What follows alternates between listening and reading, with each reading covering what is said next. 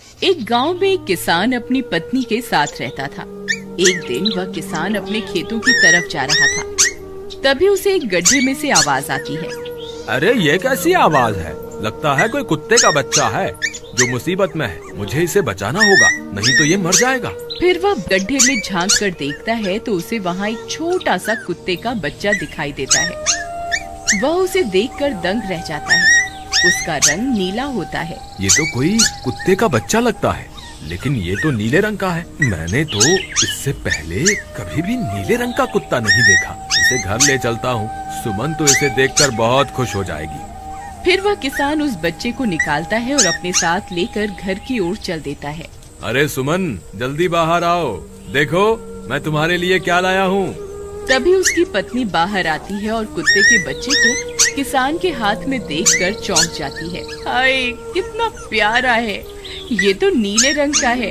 अजी, आपको कहाँ से मिला? क्या मैं इसे अपने साथ रख सकती हूँ? मुझे बचपन से एक कुत्ते के बच्चे को पालने का बहुत शौक था। हाँ हाँ, क्यों नहीं।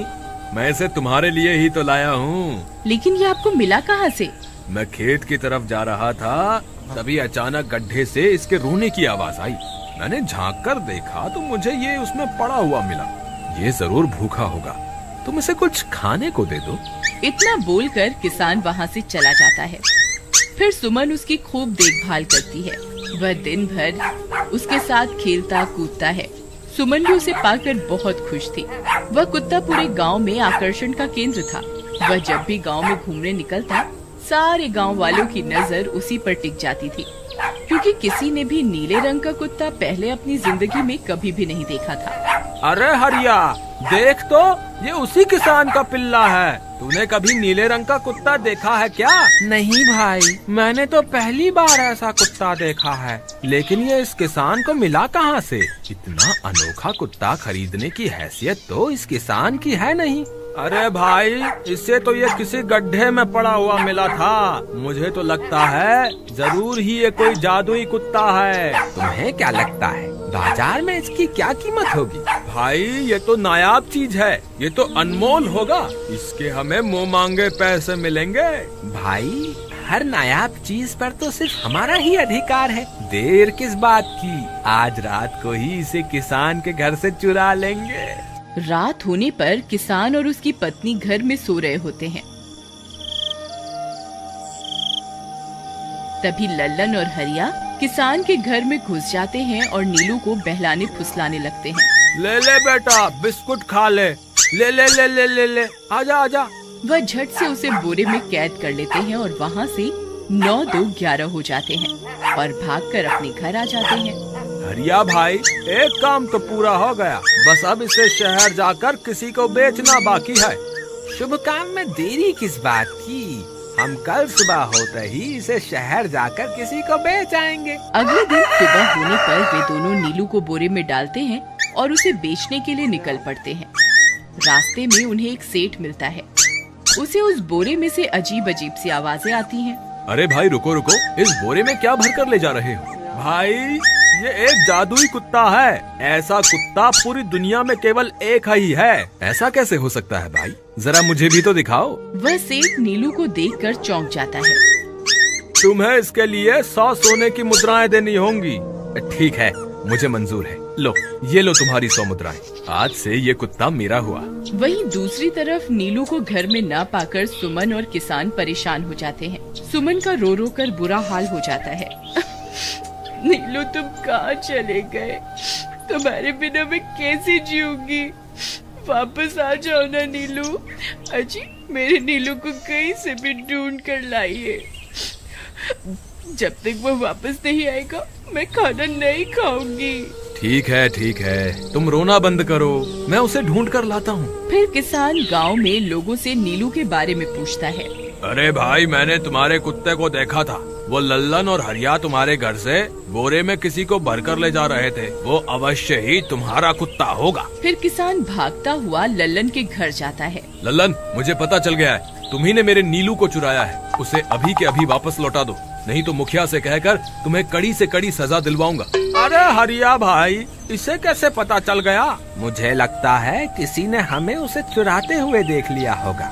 मुझे अभी के अभी मेरा कुत्ता वापस करो, नहीं तो अच्छा नहीं होगा। भाई तुम्हारे कुत्ते को तो हमने 100 मुद्राओं में बेच दिया, अब तुम चाहो तो सारी मुद्राएं रख लो और हमें छोड़ दो। नहीं नहीं, मुझे मेरा कुत्ता ही चाहिए। तुम्हारे पास कल सुबह तक का वक्त है, कैसे भी करके उस व्यापारी को ढूंढो और मुझे मेरा कुत्ता वापस ला कर दो, नहीं तो जेल जाने के लिए तैयार हो जाओ।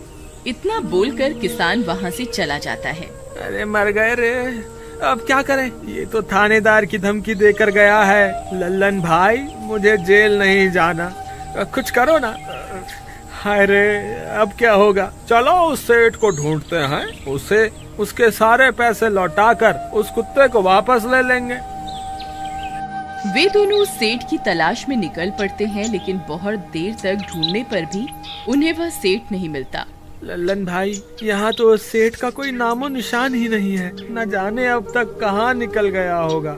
अब क्या करें, हमारे पास कल सुबह तक का ही वक्त है। अरे आर्या, वो देख, ये तो बिल्कुल किसान के कुत्ते जैसा ही लग रहा है। तुम्हारी आंखों में मोतियाबिंद हो गया है क्या बेवकूफ? किसान का कुत्ता नीले रंग का था और ये तो भूरे रंग का है। क्या तुम्हें नीले और भूरे रंग में फर्क दिखाई नहीं देता?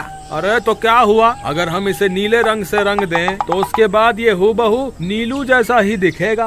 बात तो तुम सही कहते हो भाई। चलो फिर देर किस बात की, अभी इसे पकड़ते हैं। फिर वे दोनों उस कुत्ते को पकड़कर अपने घर ले जाते हैं और नीले रंग का पानी घोलकर उसे उसमें डुबो कर उसका रंग भी नीला कर देते हैं। अरे भाई हरिया, ये तो बिल्कुल नीलू जैसा ही दिख रहा है। फिर अगले दिन वे उस कुत्ते को अपने साथ लेकर किसान के घर जाते हैं। अरे भाई मोहन, देखो हम तुम्हारे लिए क्या लाए हैं, जल्दी आओ, तुम्हारा नीलू वापस आ गया है, जल्दी आओ। किसान और सुमन की खुशी का ठिकाना नहीं रहा।